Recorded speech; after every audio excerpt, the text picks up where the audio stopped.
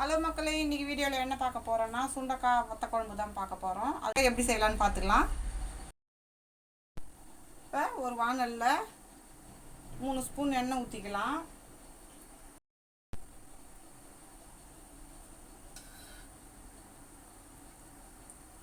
எண்ணெய் நல்லா காஞ்சிடுச்சு. கடுகு உளுத்தம்பருப்பு 1 ஸ்பூன் போட்டுக்கலாம்.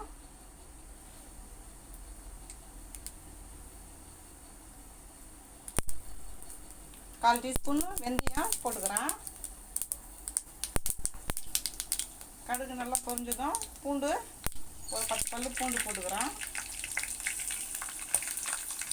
சின்ன வெங்காயம் ஒரு 100 கிராம் போட்டுக்கிறேன். இப்போ நல்லா மிக்ஸ் பண்ணி விடுங்க. வத்த குழம்புக்கு வந்து நம்ம சின்ன வெங்காயம் போட்டால் நல்லா சூப்பராக டேஸ்ட்டாக இருக்கும்.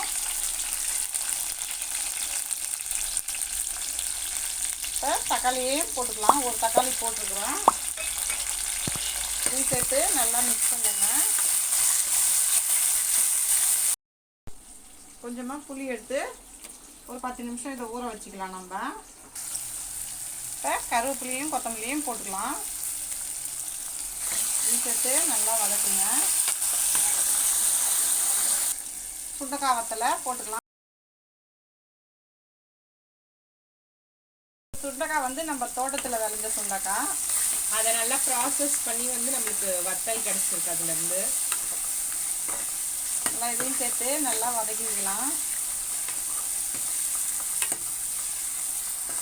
மஞ்சத்தூள் போட்டுக்கலாம். மிளகாத்தூள் வந்து 3 ஸ்பூன் போட்டுக்கிறேன். நான் வீட்டில் இதை அரைச்ச குழம்பு மிளகாத்தூள் இது. நல்லா இதையும் சேர்த்து நல்லா மிக்ஸ் பண்ணிக்கோங்க. ஊற வச்ச புளியை வந்து நல்லா கரைச்சி இதில் சேர்த்துக்கலாம். நம்ம வடிகட்டி சேர்த்துக்கோங்க. அப்படி கலந்து விட்டுக்கோங்க.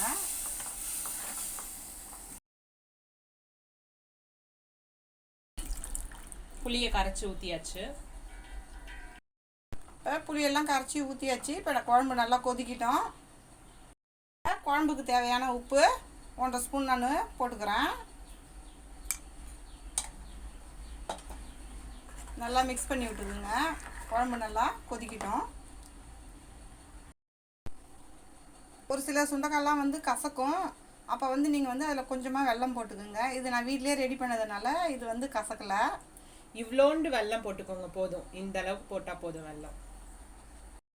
பாருங்கள், இந்த குழம்பு ஆனல் ஓரத்துலலாம் எண்ணெய் பிரிஞ்சு வந்துருச்சு.